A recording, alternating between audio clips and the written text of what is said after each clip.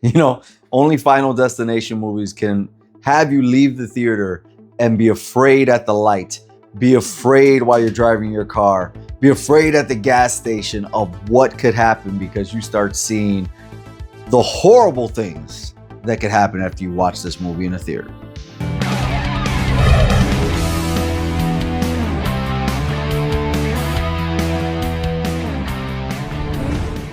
What's going on, people? Alex Thorn here, and I'm just a rock and roller when it's downtime, likes to watch movies while wearing a bandana. And yeah, I'm a little bit late to the game when it comes to this Bloodlines review. You know, this is only the second Final Destination movie I've ever seen. The first one I saw when it first came out, and I never got to see any of the sequels, which one of you are going to actually be the lucky winners of this Final Destination 3-pack. The details to win this bad boy right here, which features Final Destination 1, 2, and 3, will be revealed later in the video.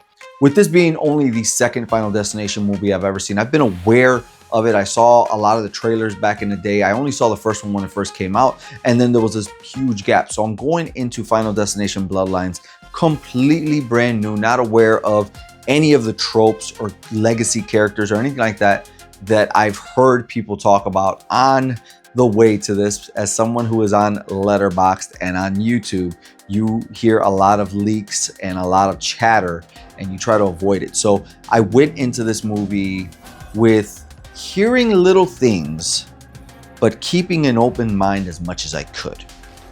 With the opening scene, I was geeked up because I thought this was going to be a period piece. It's like the 1950s or 60s, and to see this stuff happening in that time is really, really cool. Now, that opening scene, by the way, is my favorite scene. Just a slight little spoiler for the movie, but yeah, it was my favorite scene throughout the whole movie. What an opening scene, what an awesome thing. And what happens here, what makes this movie 15 years later stand out from all the rest, apparently, is that we've actually got a storyline here, which I guess the other ones didn't. This one, she has this premonition of what's going to happen and saves everyone. So there's this huge amount of people in this Sky restaurant that were supposed to die, but didn't. So now death has to come to the entire bloodline. He said it! He said it! And take them out because they weren't supposed to exist in the first place. And when we move out of the past and into present day, we follow Erica, who is a descendant of the woman we see in the first scene. That's Grandma. And she's having these reoccurring nightmares, which are the exact premonition that Grandma had so long ago. And what I do like about this movie, it does get explored in some horror movies, but not enough, I think, is that this generational trauma that happens. This thing where Grandma was so nervous about something bad happening to her kids that she did not let them go out. She did not let them do anything. So then that passes on to the mom, and the mom starts to treat the kids that way. And so that they don't grow up messed up, she leaves. And of course, you know that the current generation of kids isn't going to understand that. They're just going to think she ran away.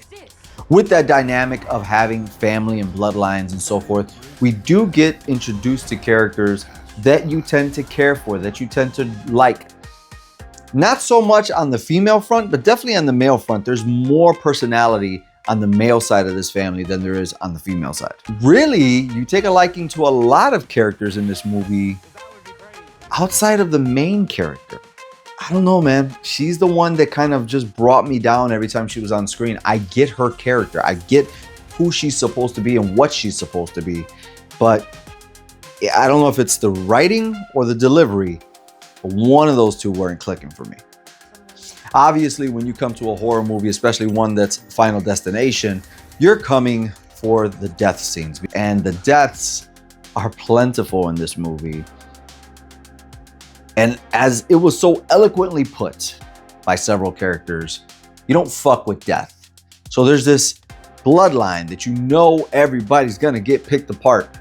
But there's certain rules that the movie establishes that, well, you're not gonna get picked apart because you're not part of the family, and you're not gonna die, or you shouldn't die because you're not part of the family, or you're an extension.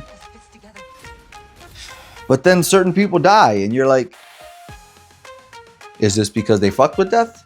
So they're just gonna get caught in the middle? Is there a rule or is there not?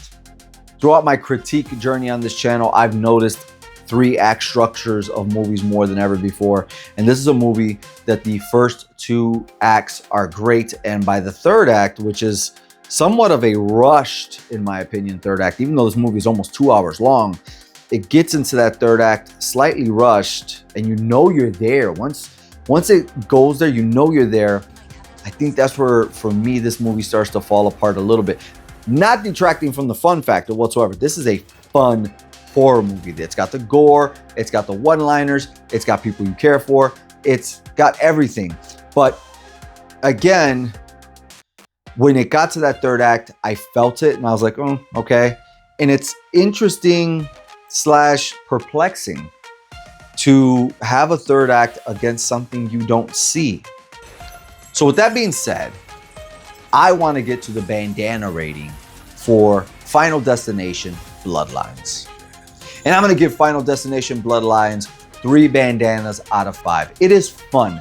It is easy to rewatch. It is everything you're looking for from a Final Destination movie.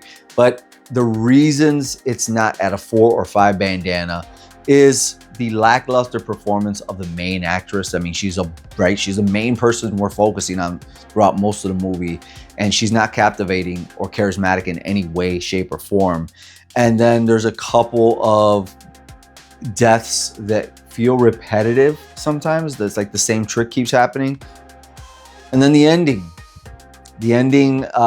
was unnecessary to me and also fell flat. But that's only one man's opinion. I want to know, this movie's been out there now at the time of this review about 15 days. Have you seen Final Destination Bloodlines? What is your favorite death in this movie? Who was your favorite character? And beyond that, I want to let you know how you can win a copy of this Final Destination 1, 2, and 3 DVD combo. Down below, I need you to write a comment saying what your favorite death is from one of these 3 movies, one of the first 3 Final Destinations. Let me know down below. I will pick at random and I will reveal the winner and get your information over on Thorn Theater's Facebook. Guys, if you want to support the channel, a like helps the algorithm. Commenting down below lets people know you care. And you can also leave me a super chat, super thanks, buy me a coffee, check out this channel's memberships, and support it that way. Guys, thank you so much for watching my review of Final Destination Bloodlines. I'm Alex Thorn, and you know what I gotta do? I gotta rock out, watch some movies, and review them for you.